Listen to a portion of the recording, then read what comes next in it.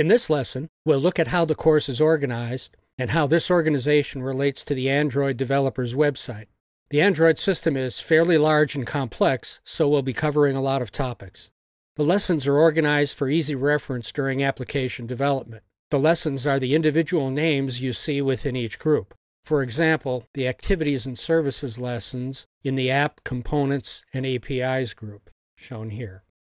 This graphic isn't a complete lesson listing. It's just designed to give you a feel for how the course is organized. You can find the complete list of lessons in the course outline. In each lesson, we'll look at the details of how the technology works, as well as coding examples to see it in action. These groupings follow as closely as possible the way Google has organized the Android developer's website.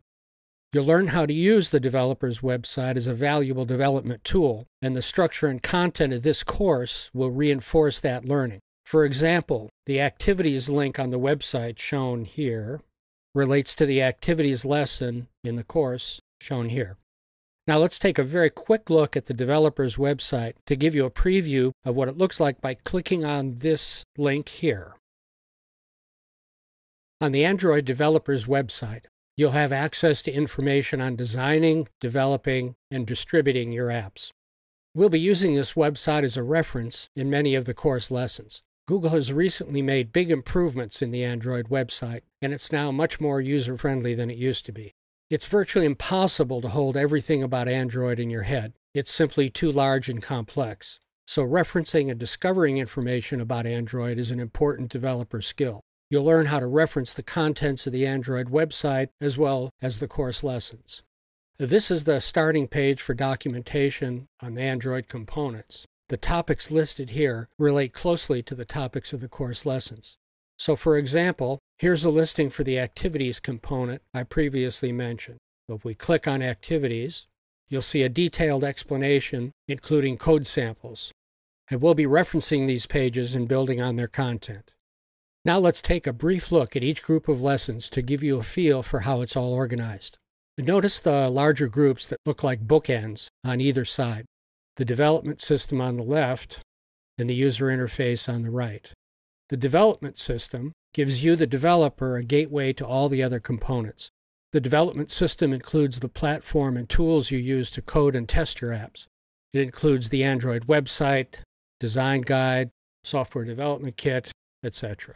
The user interface gives the device user a window to the same components. It includes all the visual elements you see on your device screen, such as layouts, buttons, text, etc. It's quite a large collection, as you can see. All the components in between these bookends are what give Android its power and functionality. For the very simplest of apps, you might not need most of these components. To display the traditional developer's Hello World text, for example, you could get by with one activity and some text. But most apps will, of course, do much more than that. Let's take a look at these elements. App components and APIs control the flow of work in an application, including activities, services, content providers, and much more. App resources are the pieces of information that you'll want to keep separate from your Java code. They're coded in XML, or Extensible Markup Language, and include things like colors, images, and text. Media and Camera Group includes capabilities for capturing and playing back audio, video, and still images.